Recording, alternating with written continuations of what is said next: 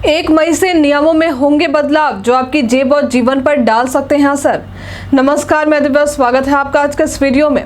हर महीने की 1 तारीख को हमारे देश में कई बदलाव होते हैं जिसका असर सीधे आम आदमी की जेब और उनके जीवन पर पड़ता है।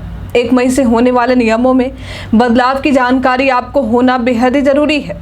यदि आप इसकी जानकारी नहीं रखते हैं तो जानकारी के अभाव में आपको कई परेशानियों का सामना भी करना पड़ सकता है। तो चलिए आज के इस वीडियो में हम जानते हैं कि 1 मई से वे कौन कौन से बदलाव होने वाले हैं जिनका सीधा असर हमारे ऊपर पड़ सकता है।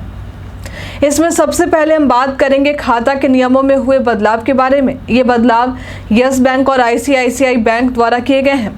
तो यदि आपका अकाउंट इन दोनों बैंकों में है तो इसे आपको जानना बेहद ही जरूरी है।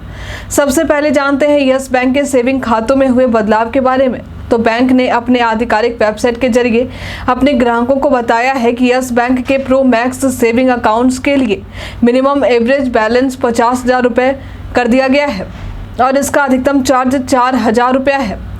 इसके अलावा प्रो प्लस, यस रिस्पेक्ट ऐसे और यस एसेंस ऐसे खातों के लिए मिनिमम एवरेज बैलेंस की सीमा 25,000 रुपये है और मैक्सिमम चार्ज 750 रुपये है। अकाउंट प्रो में मिनिमम बैलेंस 10,000 रुपये है और इसका अधिकतम शुल्क 750 रुपये रहेगा। तो जिनका भी अकाउंट इस बैंक में, उन्हें पता होना चाहिए कि बैंक ने अपने चार्जेस में बदलाव किए हैं। इस बदलाव के तहत डेबिट कार्ड पर बैंक द्वारा अब सालाना चार्ज 200 रुपये लिए जाएंगे। वहीं 99 रुपये का चार्ज ग्रामीण इलाकों के लिए रखा गया है। इसके अलावा 1 साल के लिए 25 पन्ने की दी जा रही चेकबुक आपको मुफ्त में दी जाएगी। लेकिन यदि आप इससे ज़्यादा चेकबुक के पेज लेना चाहते हैं तो आपको प्रति पेज 4 रुपये देने होंगे। इसके अलावा IMPS के ट्रांजैक्शन पर चार्ज को 2.5 रुपये से बढ़ाकर 25 रुपया कर दिया गया है। चलिए अब बात करते हैं उन ग्राहकों के बारे में जिनका खाता HDFC बैंक में है। आपको बता दें कि इस बैंक ने सीनियर सिटीजन केयर FD में निवेश करने की डेडलाइन को बढ़ाकर 10 मई कर दिया है।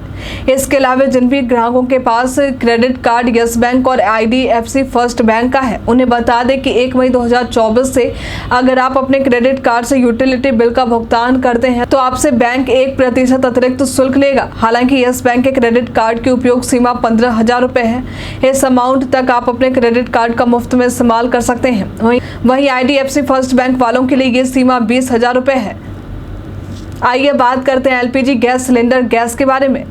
आपको पता होना चाहिए कि LPG गैस सिलेंडर कॉमर्शियल हो या घरेलू, इसके दाम में हर महीने बदलाव हो सकते हैं। जो घरेलू सिलेंडर होते हैं उनका वजन 14 किलोग्राम के करीब में होता है। वहीं कॉमर्शियल गैस सिलेंडर का वजन 19 किलोग्राम के करीब में होता है। ये बदलाव ऑयल मार्केटिंग कंपनियां करती हैं। पिछले महीने कॉमर्शियल गैस सिलेंडर के दाम 30 रुपये कम किए गए थे। हालांकि घरेलू गैस के दाम में कोई कमी नहीं हुई थी।